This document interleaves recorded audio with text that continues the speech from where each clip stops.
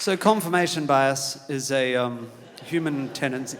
This is a short TED talk, and then we'll get back to the show. Confirmation bias is a human bias towards information that confirms our pre-existing beliefs or hypotheses, right? So if there's this information out in the world, a bit of data or an idea, we're much more likely to notice it in the first place and subsequently accept it, believe it, integrate it into our belief system if it confirms what we already think. In contrast, if there's a bit of information or data or an idea out there in the world that disconfirms something we think, we're incredibly good at just not noticing it. Or if someone shoves it in front of our faces, we have all these neuropsychological tricks we play on ourselves to resolve the resultant cognitive dissonance. We will do anything but the intellectual heavy lifting required to change our minds. So a working example, right? Imagine you're driving along in a car through West London and you have a pre-existing belief that Asian women are bad drivers, right? So you're driving along and someone pulls out in front of you and you have to slam on the brakes. You think, oh, for fuck's sake. And as they drive away, you notice that the driver is a female Asian person and you go, aha, I knew it. And you take that data point and you put it in your pocket with the 2 other times that's ever happened in your whole life. Meanwhile, discarding the 20 or 30 times white vans driven out in front of you because you think, oh, well, they've got bad blind spots and they're always in a hurry with their deliveries or whatever. And that white van driver might have a pre-existing belief that all Muslims are Islamist terrorists, because the only time he ever really notices the word Muslim is when it's in 180 font bold lettering next to the word terrorist in a red top newspaper when some dickhead Muslim does a bomb, but meanwhile he's disregarded the fact that London Mayor's a Muslim or the holder of the 10,000 metre world record or the head of the BMA or whatever. And that Muslim person might have a belief that atheists are amoral or less altruistic because the only time they ever think about morality or altruism is within the confines of their faith at the mosque, and so on and so forth. And this is why throughout history, human beings have always been terrible people. Because we are very bad at changing our minds. But then, like 25, 30 years ago, along comes the internet, and a little bit later, search engine algorithms, a bit after that, social media algorithms, and everything gets a lot worse.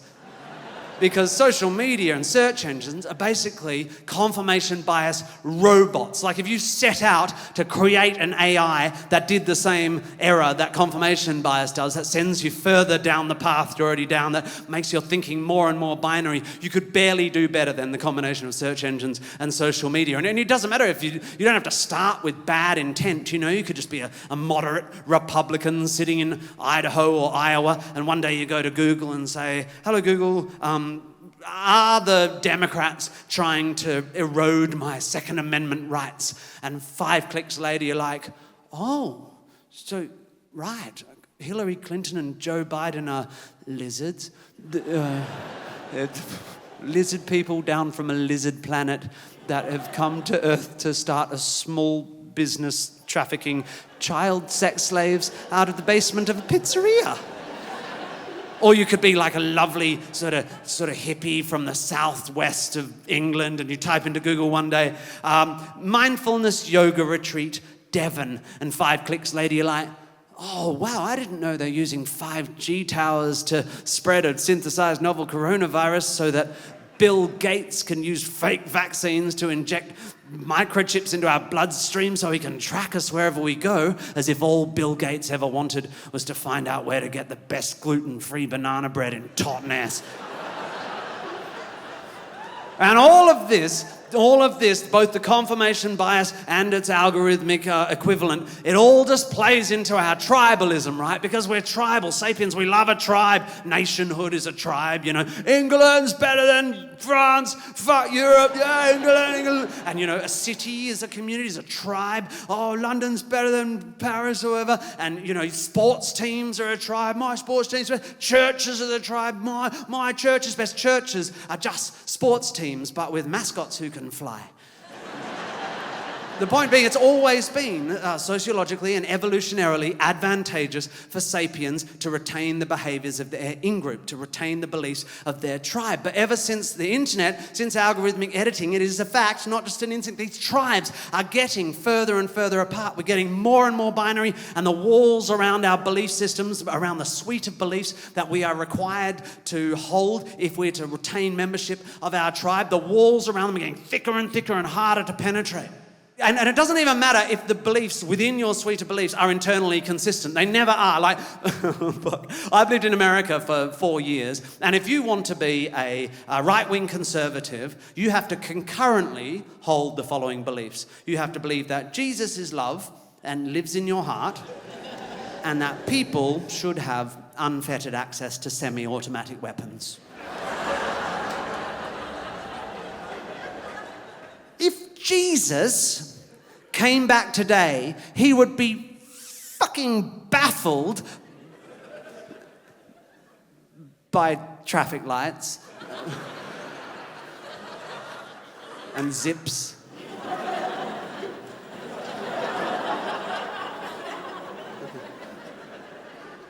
M&Ms, cricket bats, women who can read and write. It'd be a fucking tough time for Jesus. But honestly, if you want to be a conservative Christian in America, you have to believe that a first century wandering mystic preacher who died 2,000 years ago came back to life and took up residence in one of your ventricles, presumably. I think that's the one with more headroom. And you have to believe that a person, regardless of mental health issues or background checks, should be able to walk into a supermarket and buy a gun that is literally designed to kill as many people as possible in the shortest space of time. You have to believe that coal shouldn't be in the ground. You get that coal out. Moses said, thou shalt de-sequester that carbon, put it in the sky with the angels. And you have to hate black people who kneel at football matches. You get off your knees, boy. Your knees is for church or blowjobs. And you're not allowed to light masks. You're a fascist, fucking fascist. And you have to hate vaccines. Oh, you don't take that AstraZeneca, don't take that Moderna. That's big pharmaceutical companies trying to make money off of you.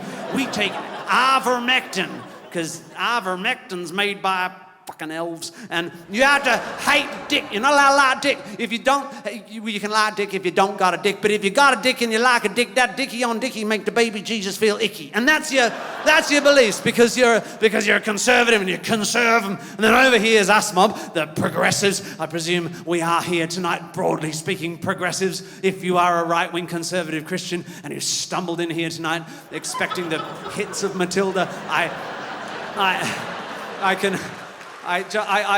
can only say you are welcome.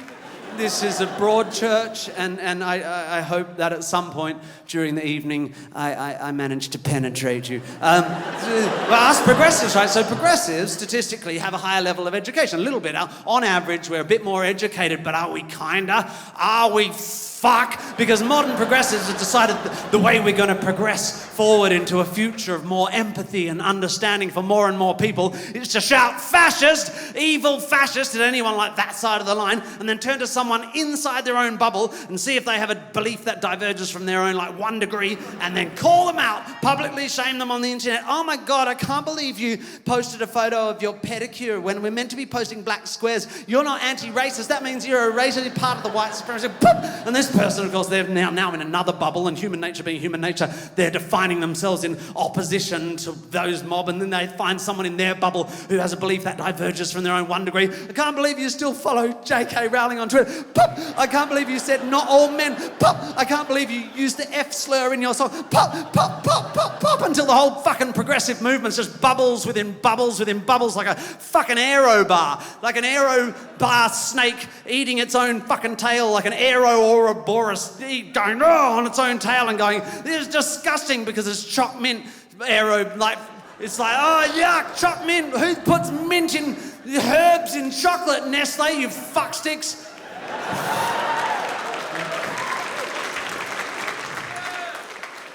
I got a little bit lost a little way back there, but I know. Oh yeah, and don't do this. I need a shot of tequila, please.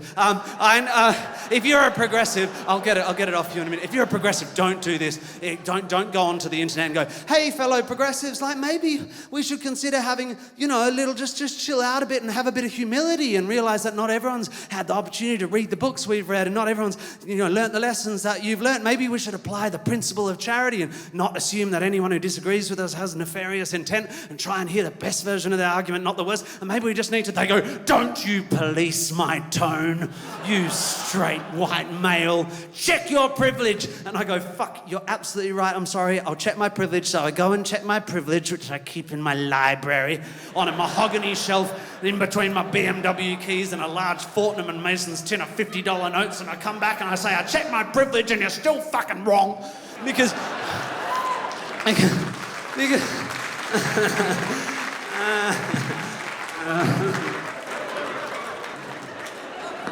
because it cannot be. It